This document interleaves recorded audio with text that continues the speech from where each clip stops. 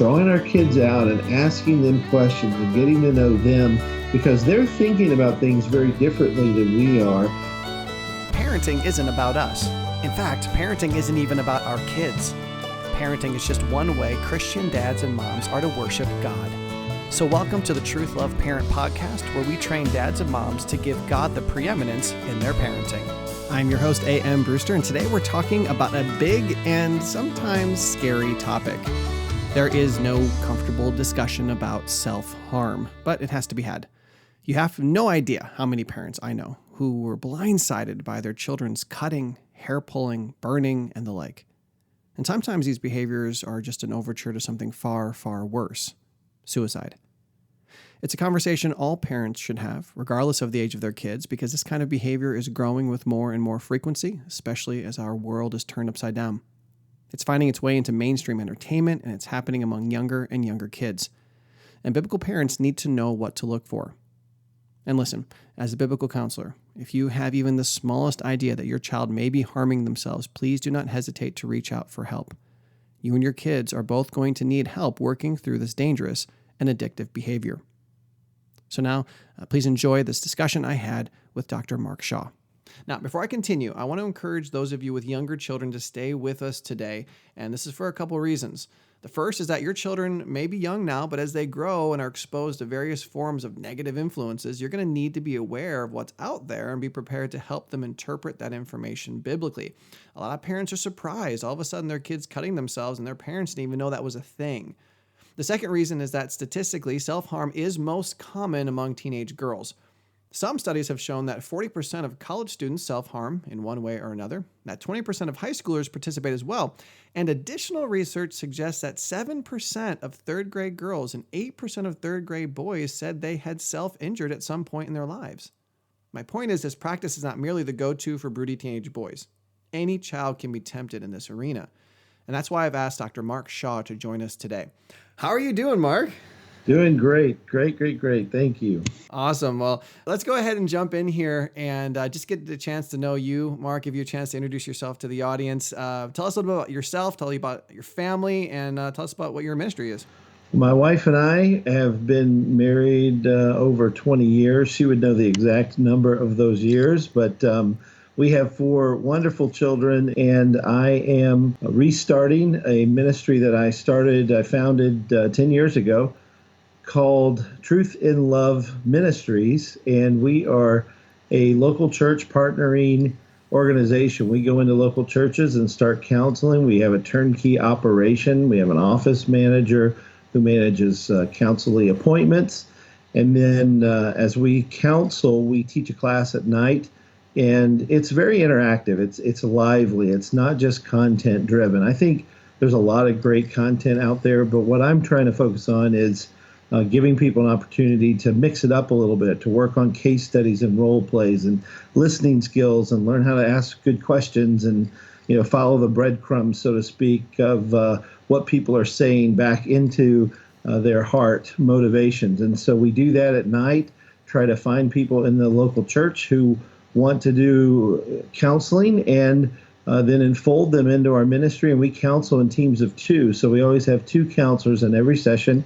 And we put those church members with our more seasoned team of counselors in our ministry.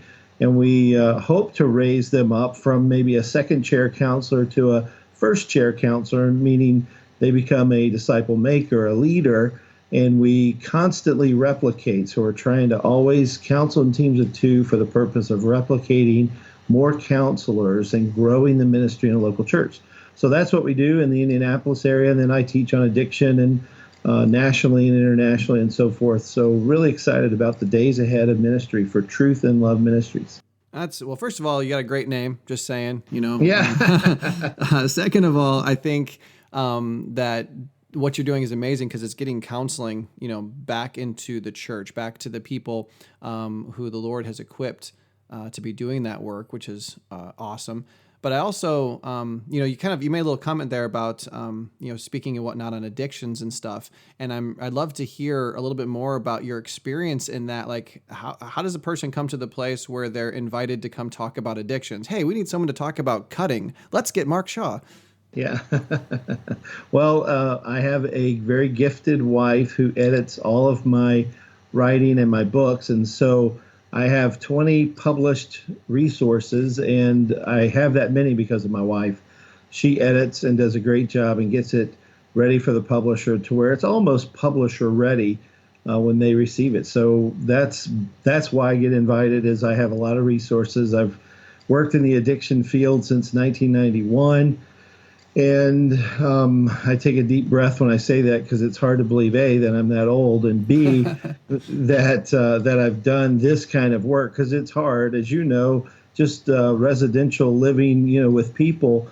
You're dealing with everything from they need a toothbrush to they need to be counseled due to some traumatic event in their lives. So it runs the gamut, and it can wear you out if you're not careful. But I love it. And I'm thankful people allow me to consult with them, help them in their ministry, or teach their church, train people on how to do effective heart ministry for the issue of idolatry, which, as you know, is just a self-addiction, is really what most people have.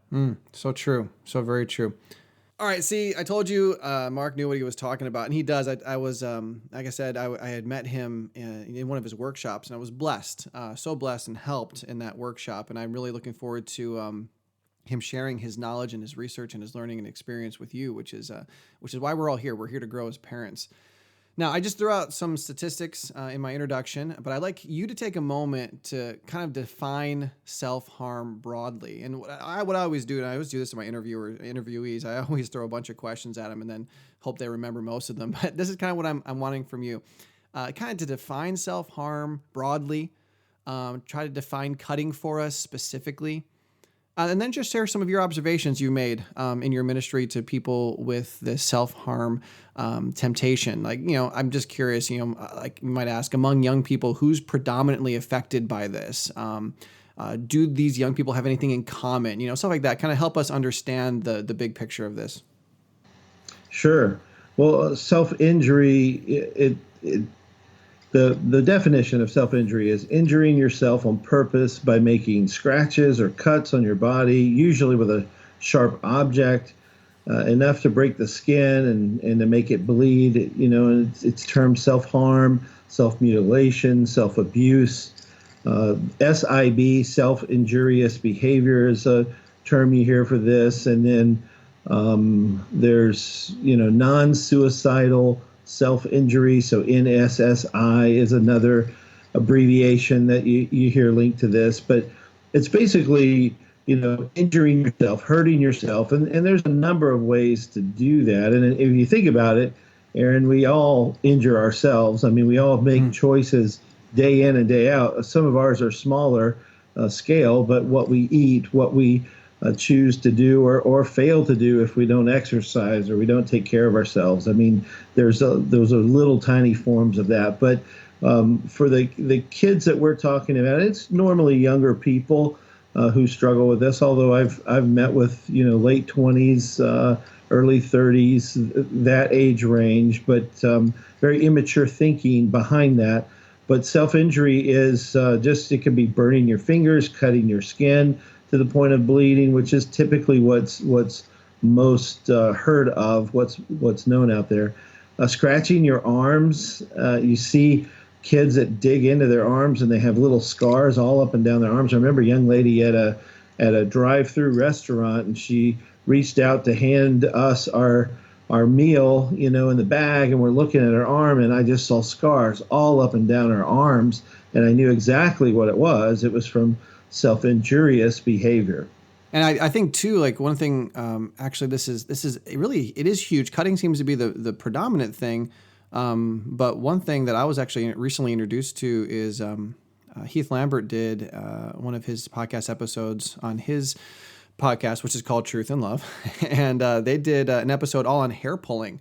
I think it was episode 130. So if those listeners out there want to check that out, that's a great podcast to listen to. But it was all about hair pulling. It's a similar thing, where people are pulling hair out of their heads for these same reasons. Is that right?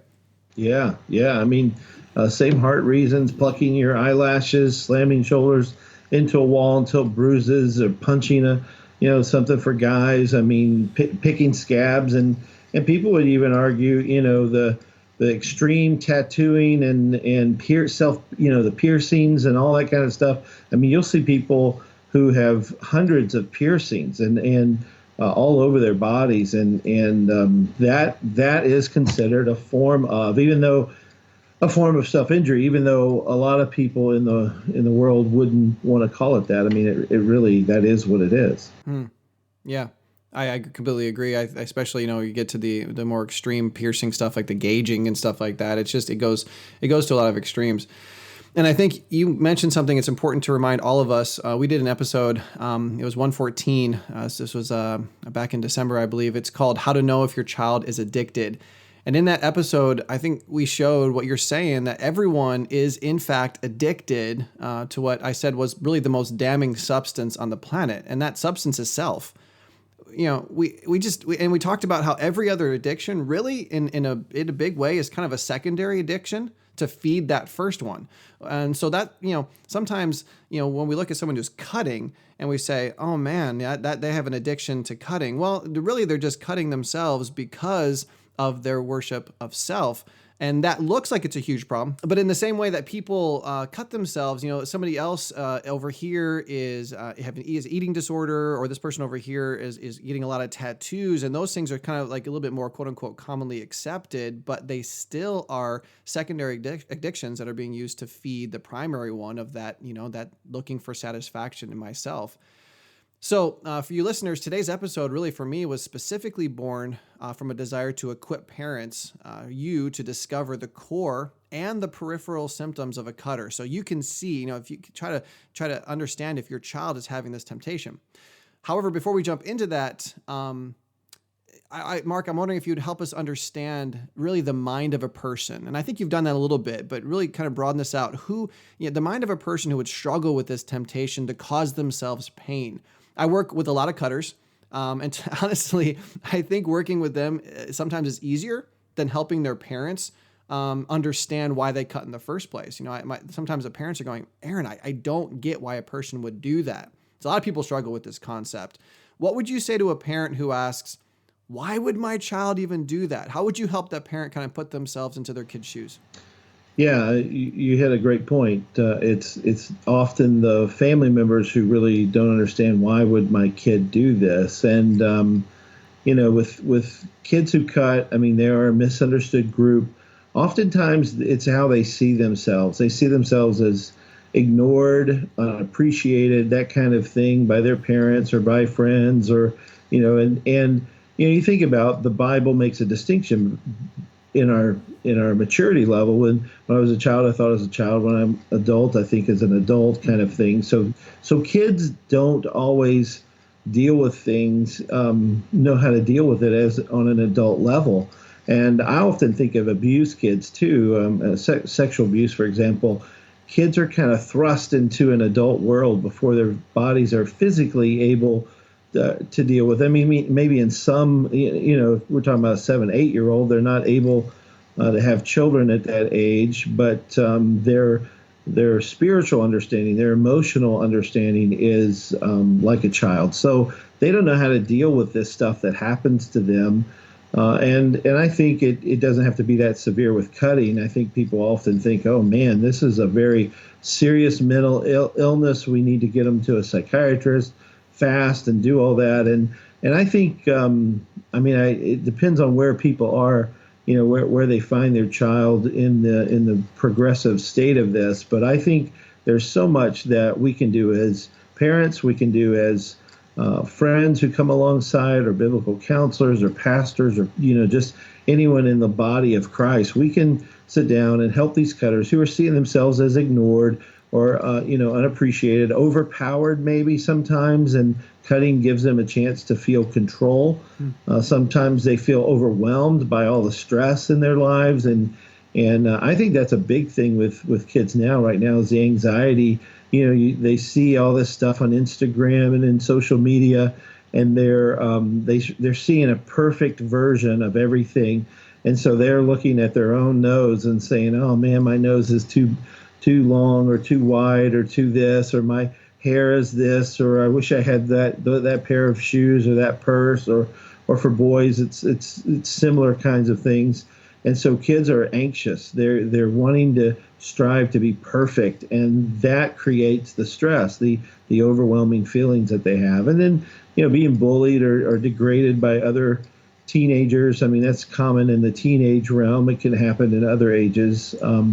But then just strongly disliking themselves. So I think that's where the cutter goes. They go to a place where they can control it. We'll talk about that more in a minute, I'm sure. But that's kind of how they're seeing themselves. And so parents can step in and help. One thing I do real quick, I mean, with our kids, we went to a counseling training conference. It was open to the whole church, and I took my two youngest kids. We have four. And afterwards, we always try to stop somewhere and just talk about it. And usually I have to kind of unpack wrong theology or things that I heard that I really don't want my kids to believe, that if they're not biblical. So we stop and we talk, and and I listen to them, and I just ask questions at first.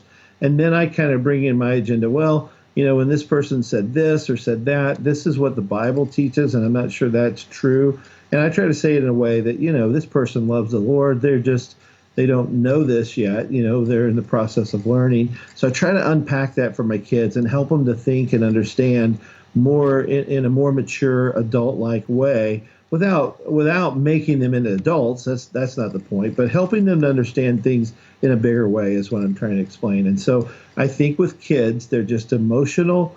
They don't know how to deal with things that are hurtful and dealing with suffering and all that. And so they go to this place of self-harm, and parents wonder, what's going on, but this is a place that they can control. I think that's fantastic insight. And I think it's helpful because we don't all respond to things the same way. Some people are more sensitive to certain things, and other people that doesn't bother them. And I think that's helpful. We really do. I think it's so beneficial for us to try to understand what our kids are going, what they're experiencing. I read an article recently that said that so many of the symptoms and the things that kids are doing nowadays are similar to PTSD. Our kids are experiencing some of the same pressures and stresses that people coming back from war are experiencing.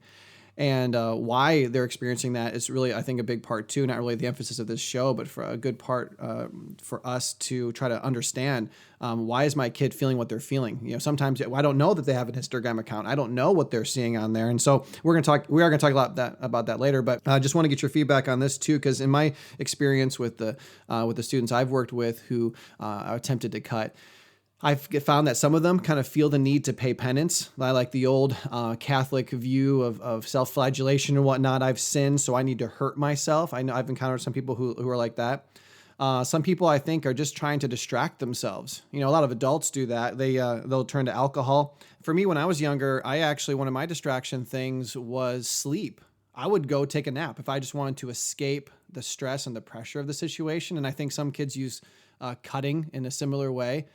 I also read once in some research that I had picked up after the conference that you and I were at about the fact that really the physical process of harming yourself, if it's not an extreme type of a harm, but it actually has a biological response that can be mildly enjoyable. Is that right? Oh, yeah.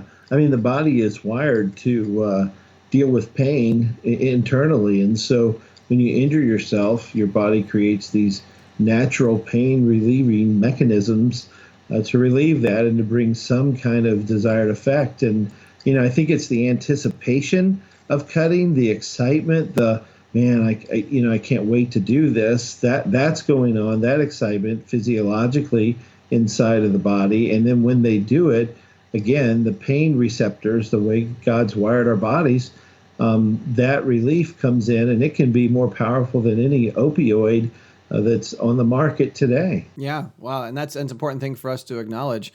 I also want to throw out there that in the same podcast that I mentioned earlier, Truth and Love with Heath Lambert, it was episode 137. Mark was just on that podcast, and he gave a lot more fantastic information about cutting too, so I would encourage you to listen to that to get some more information. But I think the big key for us is that whether or not we can kind of quote-unquote fit into our kids' shoes, we just need to understand that some people are tempted to hurt themselves when they're under pressure. That's just a reality, whether we comprehend it or not. So we first, like I mentioned earlier, we need to realize that this behavior is motivated by, I think, their greatest addiction, which is addiction to self-satisfaction. Some people self-medicate, some people steal, some people overeat, some people cut. So whether it's thieves or cutters, we as parents know they're worshipers who are worshiping the wrong gods, all right? But many times, unless we see the cuts, we might not know our children has a problem with self-harm, if they can kind of veil it from us. But I guess my question is then, and maybe a lot of people have the same question, well, can I just look for the cuts? Or will our children do a good job covering them up? I mean, imagine a younger child. It would be a lot easier to see during bath time or something like that if you're helping them in that process. But when they get older, it's harder. So how hard is it normally? I mean, you saw that girl's arm as she reached your food out to you, but how easy is it to see the cuts sometimes? Yeah, that is a great issue, and I think it shows too the desire of the cutter to cover it up, to deceive, to lie about it, if you will. I mean, it sounds like it looks more like manipulation or whatever, but it's a planned deception. They know that it's wrong. That's my point. There is, anytime we're trying to cover something up, and I think kids really do cover it up well. They hide it. They know it's wrong. They have a sense of that guilt. They might not know why it's wrong, and they might not be Christians yet, to know why it's wrong from a biblical perspective. But they know it's wrong. They hide it. They wear long sleeves. They try to cut in places that no one could see. I remember counseling about a 27-year-old young lady who had done this for, over 10 years, and her parents, her husband, no one had any idea because of where she cut. It was always in a place that you couldn't see. She always did it in private, Proverbs 18:1, the seeking your own desire and doing things, in private.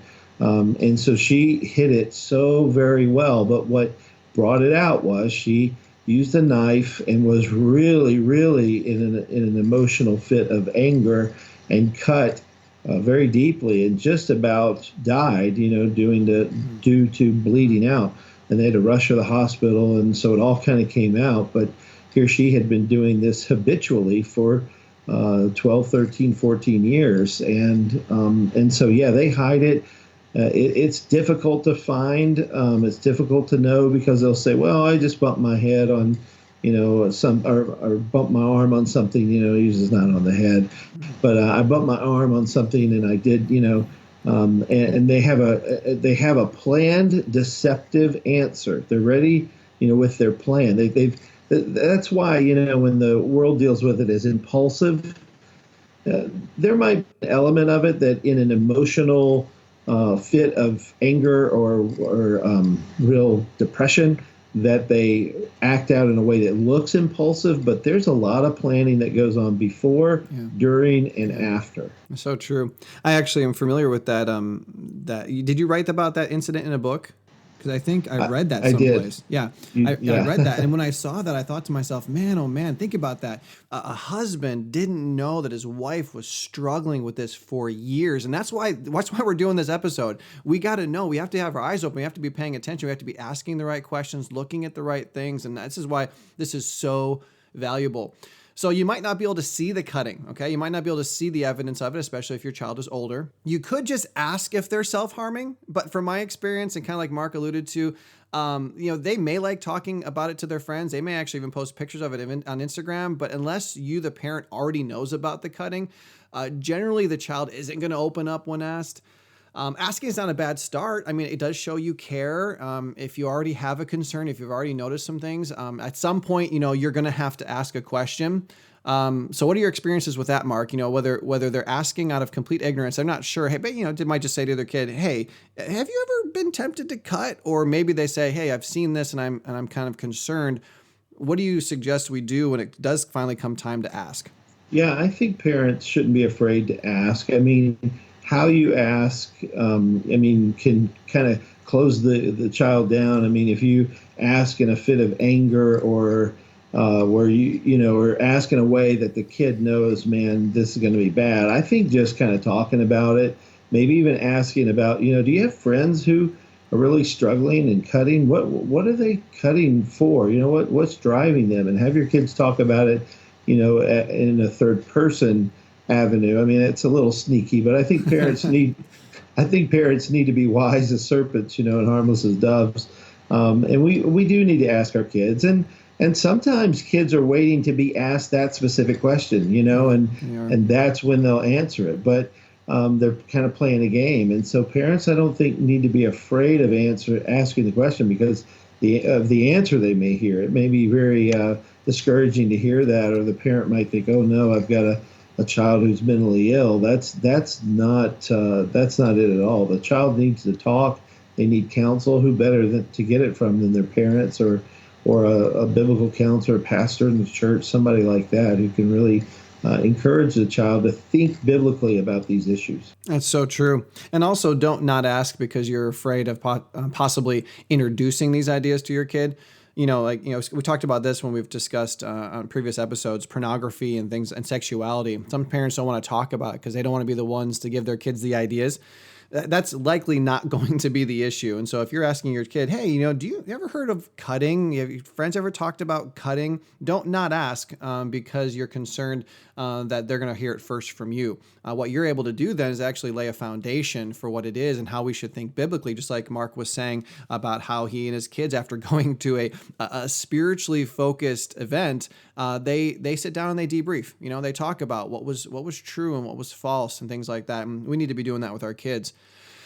So, it may be hard to spot the cuts, and asking may or may not reveal anything. Okay. But don't lose hope. I believe there are some things for which we can look that they may betray that your child has a problem with self-harm.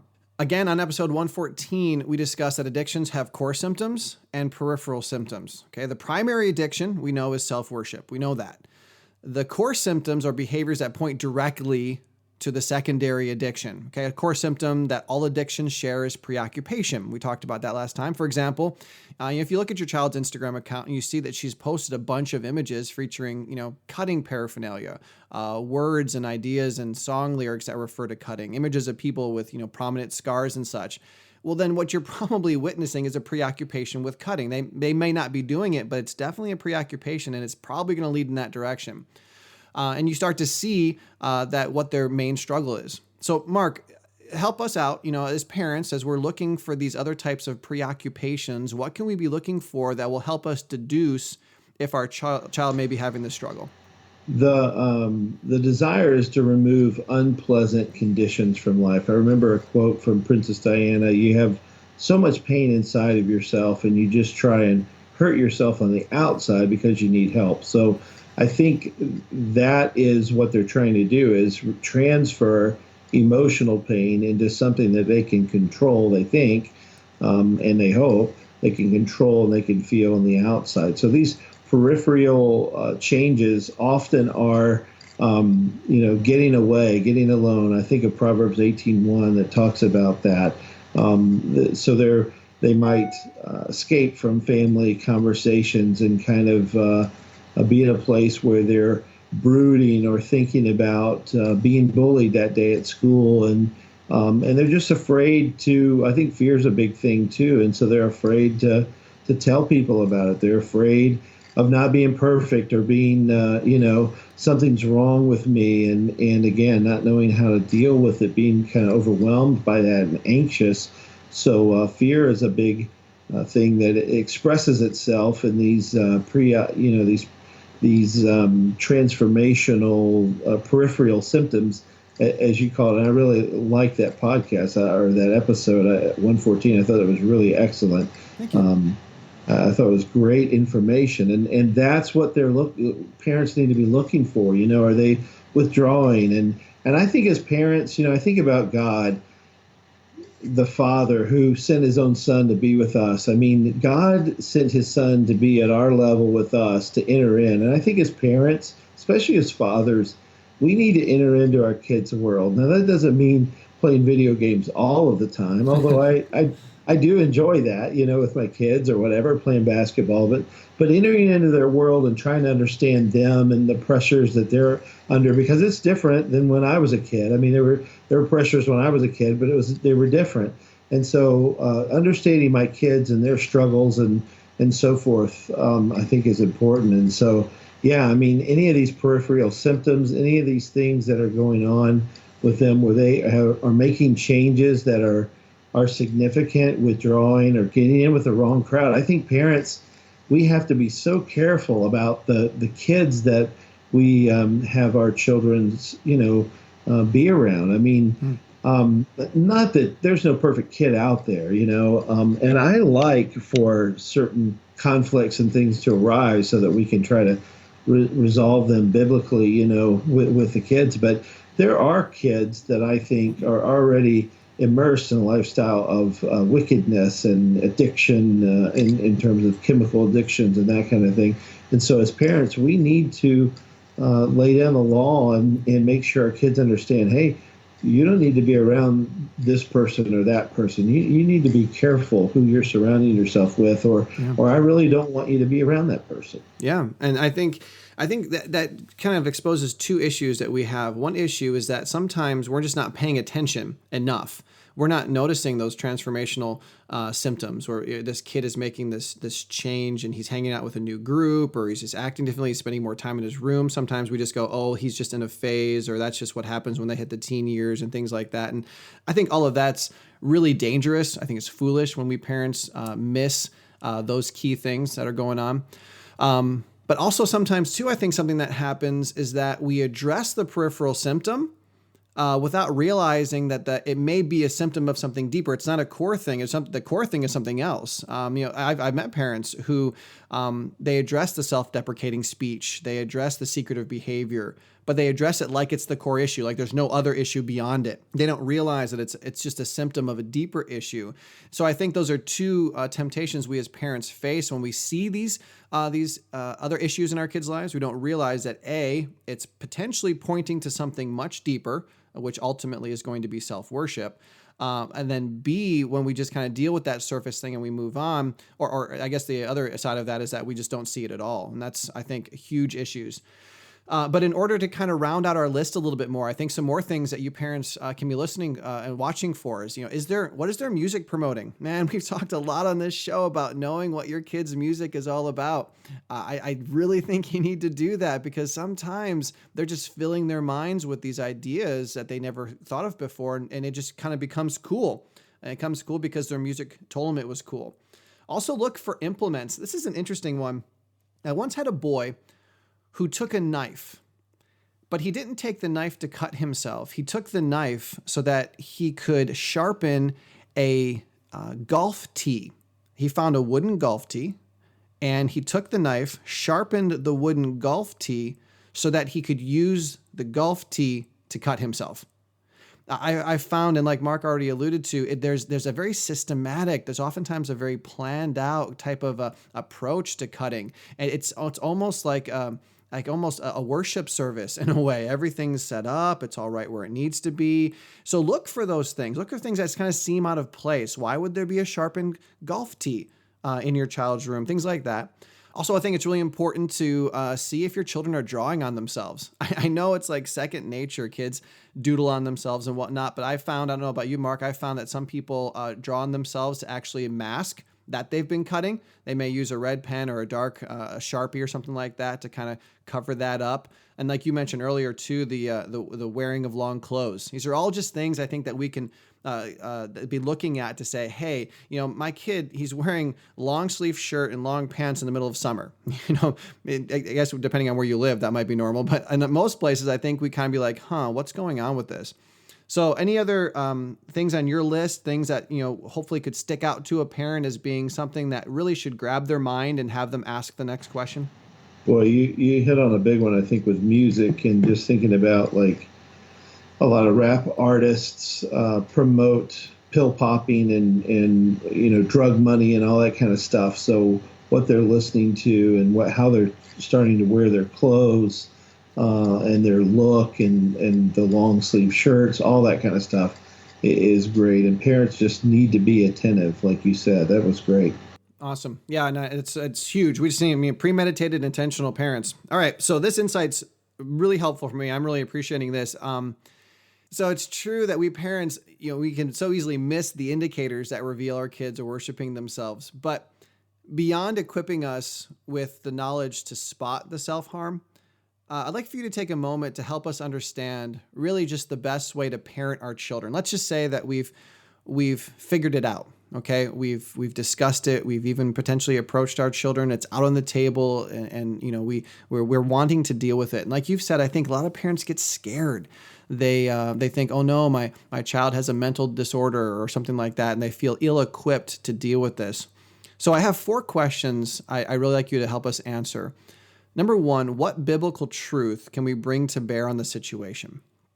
Number 2, what additional help should we seek if we discover our kids are hurting themselves? Because, I mean, yes, we are equipped by God to handle this, but we might not have all of the information we need. Number 3, how can we help our kids not become addicted to self-injury? You know, if my child isn't to that point yet, what are things that I can do to help them? And then number 4, how can we help them break the cycle once they've started? So this is kind of the 4 questions I'd like to really look at with our remaining time. So let's start with the first one. What biblical truth do you think, generally speaking, we can bring to bear on this situation? Yeah, generally, I think you want to do all kinds of teaching on suffering and how to handle suffering, and to understand how in the Bible different persons mentioned in the words of Scripture, how different people had to deal with suffering and for the cause of Christ. And so, I think about Bible verses. Ecclesiastes 1, 9, and 10 reminds parents that what has been is what will be, and what has been done is what will be done, and there is nothing new under the sun. So this issue isn't something new, and it's been around for a long time. The verse continues, is there a thing of which it is said, see, this is new? It has already been in the ages before us. So parents don't need to panic, understanding that this is an issue that's been around a long time. And then I think understanding pagan worship, and you think, well, oh, okay, yeah, that's. But I think in Leviticus, Leviticus 19:28, God warned them about making cuts on their body for the dead or tattooing themselves. I am the Lord. And Leviticus 21:5 is very similar too, of making cuts on your body for the purpose of mourning the dead. And so I think the reason I deal with this issue as more of a grieving issue, again, handling suffering, feeling ignored or unappreciated, bullied, overwhelmed, overpowered, et cetera, I think all of that is very similar to how pagans grieve the dead. And so I think, my booklet and other booklets talk about that, and people can certainly use those scriptures in a way to break it down at a child's level. But we're not to grieve as though we have no hope. And so for the Christian, I have a grandmother right now who's not doing well in the hospital, and she may die. But the belief is she's a Christian, and she's going to be with the Lord in heaven. And so we grieve our loss. It's selfishly, I guess. We grieve our loss, but potentially here in this situation. But we also celebrate her going on to be with the Lord. And so I think the biblical truth that has to bear on all these situations is having a perspective from God's view rather than our view helps us a lot. And we have to instill that in our kids. They don't come pre-wired with that. We have to help them to understand. Yeah, we just have to help them understand biblical passages that bring hope, that bring a different perspective and it's a biblical perspective. That's what the kids need. And parents just have to do that faithfully day by day by day. I was thinking, I've taught for a long time, and my kids go with me on a lot of the trips, and I've taught this stuff everywhere, and it's always amazing to me. We'll be driving home, and somebody will say, Dad, you mentioned XYZ tonight, and I've mentioned that, the same story, the same thing, 100 times they've heard it, but for whatever reason, it clicked that particular night. And I think parenting is the same way. We've got to constantly just bring up themes, bring up truths, bring up biblical principles for our kids to hear all the time, hoping that at some point it's going to penetrate the heart and they're going to get it. But there's tons of biblical truth that I think help kids to understand that they are valuable in Christ because they're an image bearer of God, that they represent God, and that they should live for God, and that they want to see life from God's view, not from our view. And kids can get it sometimes better than adults. Yeah, that's definitely true. And this kind of actually is tying in a little bit now with our third question. How can we help our kids not become addicted to self-injury? Because I think in many ways, the truth that would bring to bear into the life of a child who is struggling with it is the same truth that we need to start bringing into the lives of kids who aren't struggling with it yet. I mean, some kid comes home from school having had a really stressful, high-pressure day. How they're going to handle that, even if they're not tempted to cut themselves, right? They're still going to be tempted, likely to handle that in an inappropriate way. So bringing the biblical truth to bear in their lives that will help them to deal with that in a Christ-honoring way will not only help the children who are handling it the wrong way, but also hopefully prepare a child to not take it to the next step and to do something like self-harm. So that's definitely very true. One passage I like to use is the story of Elijah. You know, you've got the prophets of Baal and that huge mountaintop experience. Well, then Elijah just goes running off into the wilderness, and he's kind of like pre-suicidal. He's actually saying, I just wish I were dead. And he's really in a bout of what we call depression at that moment. He's not handling the stress well, even having God do this miraculous work. He's struggling with this. And this is informative for us parents.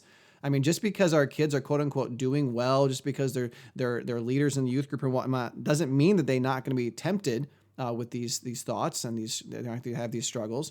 But secondly, you can guide your child through how God got Elijah back to where he was supposed to be. See how God interacted with Elijah. See what he drew Elijah's mind to. And then we see Elijah going back out and doing the work of the Lord. So yeah, keeping that truth in your kid's life, teaching them all the time how to handle stress and pressure and trials. And we're studying James right now. Count it all joy when you fall into diverse temptations. What does that look like? Helping your kid understand that. Now the second question was, assuming if we ever find that our kids are hurting themselves, what additional help should we as parents seek? If we don't have the experience and haven't worked the jobs that you've worked and haven't been trained in this, we have what we need to parent them, but what additional help should we be looking for? I think I read, or my wife told me about, that's probably the truth of it.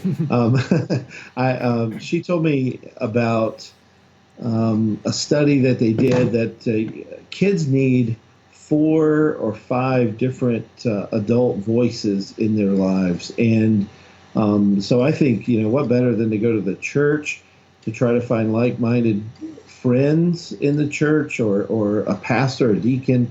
And I'm thinking friends, like go to the church and find a couple of ladies who would sit down and meet with a teenage girl, your daughter, who they could disciple and spend time with her and be another voice in your child's life. And so I think I try to get my kids around adults, friends a lot, so that they can speak the same message that mom and dad speak, but this adult, they'll hear it from a different adult than they would their parents. So I think that's a resource.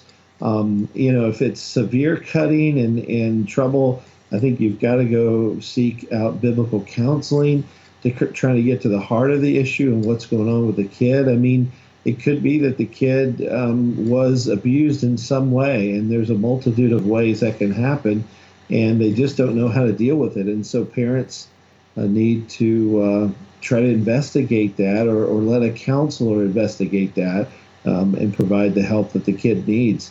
But there are lots of ways. I mean, and parents, I think, need to be aware of knives and utensils like that could be used for self-harm. At Vision of Hope, when we worked with the ladies there, we had all the knives accounted for. We kept them in the same place. We counted them after every meal. So there were a lot of detail work that we did in that residential program for young ladies that offered them a safer place, or at least a place that they were more accountable for their actions, and trying to limit the opportunities for that. But what's hard about this is, you can take a paper clip or something like that and harm yourself. So, and kids are sharp. They're very intelligent. Sharp's probably not the word to pick there, but so I wasn't trying to be funny or whatever. But no, kids are really smart, and they know what'll work and what won't work. And so I think parents need to not be ashamed of it or afraid of it, and go to their church, their pastor, or biblical counselor, friends in the church. And if they have to go to counseling, I mean, it's much better to go to biblical counseling than to secular counseling, because I mean that could create a whole another set of problems, I think, because the kids are going to believe that this expert knows what they're talking about, and the expert's going to point them to self, which is the whole core issue of their addiction, is the preoccupation with self. So they've got to seek out help in the church and not be embarrassed. I mean, the church ought to be the one place that people go for help, and not have the pride that keeps them from it, the shame and so forth. But the church needs to be the place we go for help. Amen. Amen. And a lot of what you were saying kind of also ties into our fourth question. How can we help them break the cycle once they've started? Now, I mean, there are tons of answers we could give in this situation. It's oftentimes dependent. Sometimes you have to bring in an outside source, or they're getting biblical counseling and whatnot. I think little kids who pick scabs is something that's frequent with little children in self-harm. I think there are different things that you can do with them, that you can do with older kids who are using blades to cut themselves and so on. But yeah, so a lot of things that you've discussed have kind of answered that question. What else might you say, though, to help them break the cycle? Obviously, the issue is self, and when you give up on self and you turn to God, that temptation flees. Only in the moments when you're tempted back to worship self are you going to be tempted to satisfy yourself in your own way. But what are some things that might be, I'm just going to be honest, what are some things that might be a Band-Aid that can help to maybe break the cycle, that can help the child start to focus on something else? Yeah, I mean, any of this that we're talking about probably is more of a behavioral Band-Aid than a real heart change. But I think you gotta get them to stop doing the behavior. I mean, that's the first thing. And as they begin to stop, as you limit their access to being alone, I mean, maybe they need to be with a buddy all day. You're just going to have to stay close to your sister all day today, or somebody at school, or you have to make other people aware of the issue. I mean, that's just part of it.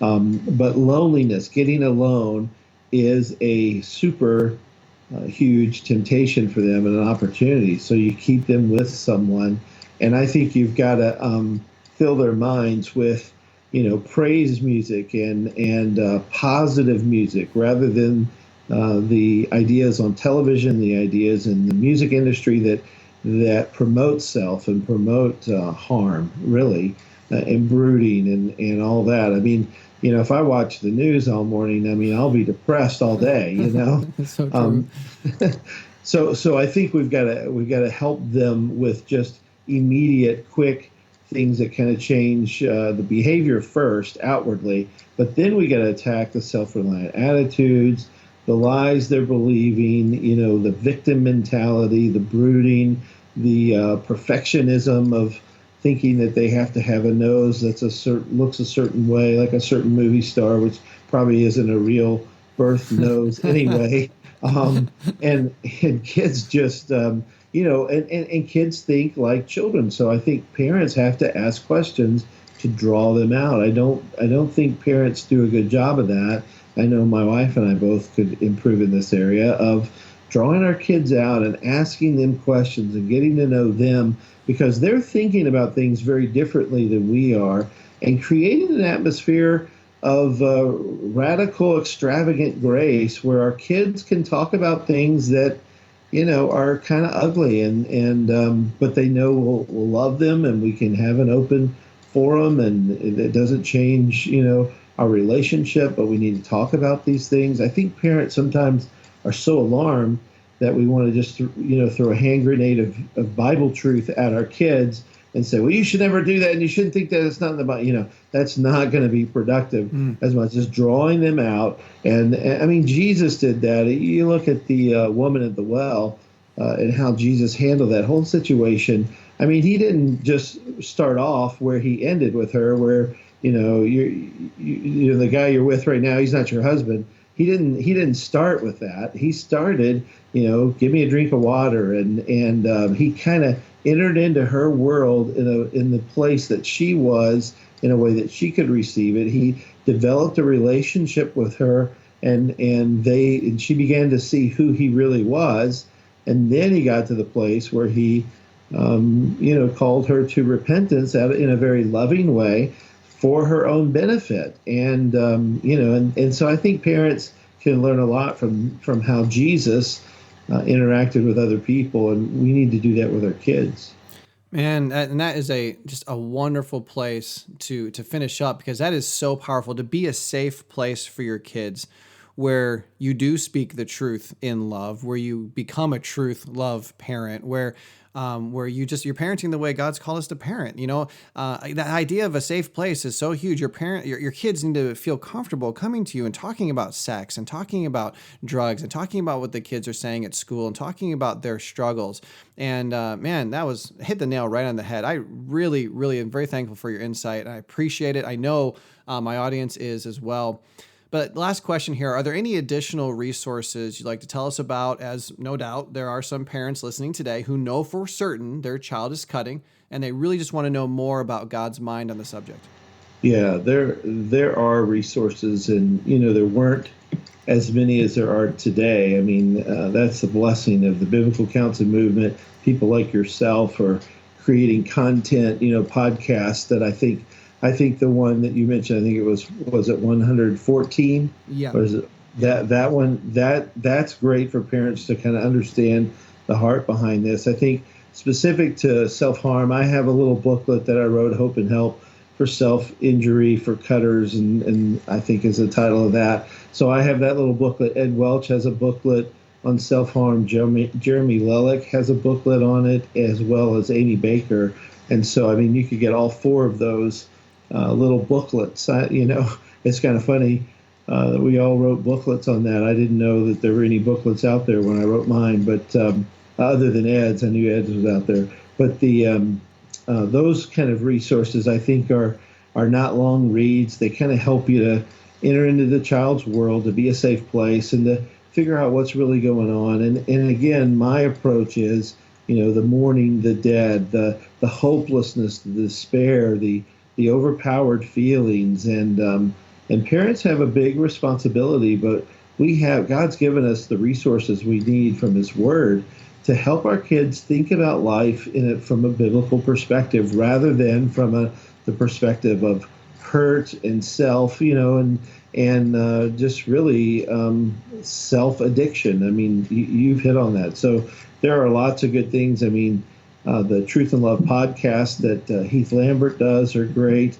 And I think Johnny Erickson Tata, if there's one person I want my kids to read, not that maybe people might not agree with everything theologically that Johnny teaches, but boy, if there's anybody who understands suffering and physical disability and limitations, I mean, I want my kids to understand, be in a wheelchair all day, I mean, I thought about, let's bring a wheelchair and make our kids just sit in a wheelchair and be in a wheelchair all day, just to experience it. You can't get up, you can't go to the bathroom as easily. There's all kinds of obstacles and all that. And so I think Johnny really helps me to be thankful when I read her and appreciate more of how she handles suffering. So I think that's what we have to do with our kids, is help them to see that there are many people less fortunate than us in lots of ways. But here's Johnny. When I met her in December, she is such a gifted individual. I mean, she sings and she just kind of moves on. I thought, wow, I haven't met someone this gifted in a long time. Forget that she's in a wheelchair. I mean, she is an incredible person and joyful. And I thought, it just brought conviction into my own heart. So I think our kids need that as well. They need to understand that there are people in more difficult, more challenging situations, but they handle suffering in a godly, biblical way. Yeah. Get your eyes off of self.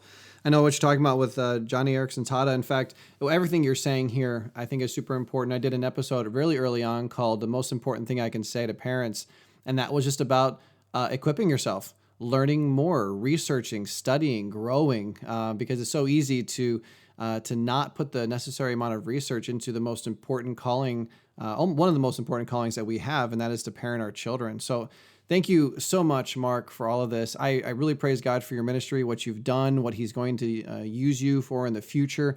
What you're doing is beautiful, and for God's calling on your life to parent your own kids. I loved hearing your little anecdotes and what you're doing with them and things like that. That was an encouragement to me. Just thank you so much for taking the time this morning. Oh, thank you for having me. I really appreciate your ministry. Pray God will continue to bless it, brother. Thank you. Thank you.